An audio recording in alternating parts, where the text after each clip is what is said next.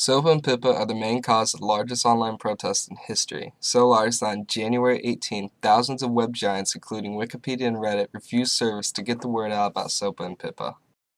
SOPA, Stop Online Piracy Act, and PIPA, Protect IP Act, or more professionally known as Preventing Real Online Threats to Economic Creativity and Theft of Intellectual Property Act, are two bills that were created to stop online piracy.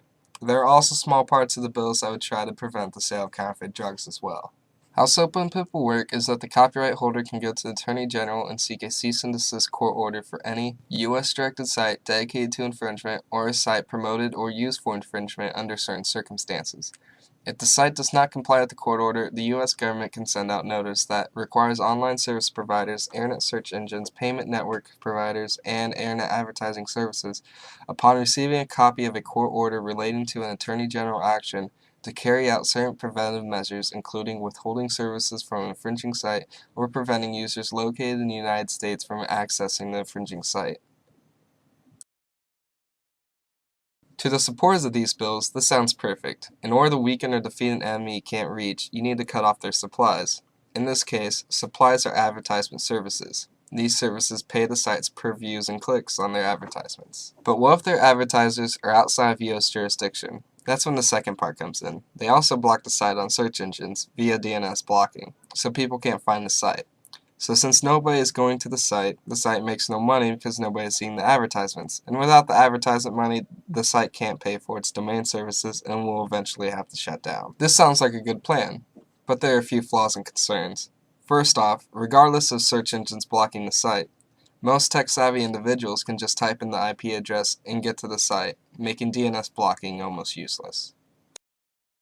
Some are concerned that new upcoming internet business and innovation would be much more difficult than it is now. If this law was passed a few years ago, we may not have the music streaming services we have today, like Grooveshark, Pandora, or Spotify.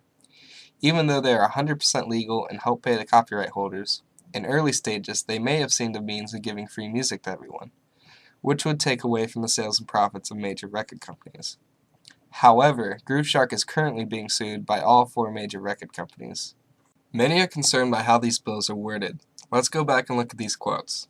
U.S.-directed site dedicated to infringement, or a site promoted or used for infringement under certain circumstances. This could potentially give the copyright holder the ability to shut down any site that has any copyrighted material. So if a user of a site posts a copyrighted picture, the entire site can be shut down if it is not removed or deleted. This just gives way too much power to the copyright holder, and there is very little check and balance to keep people from abusing this.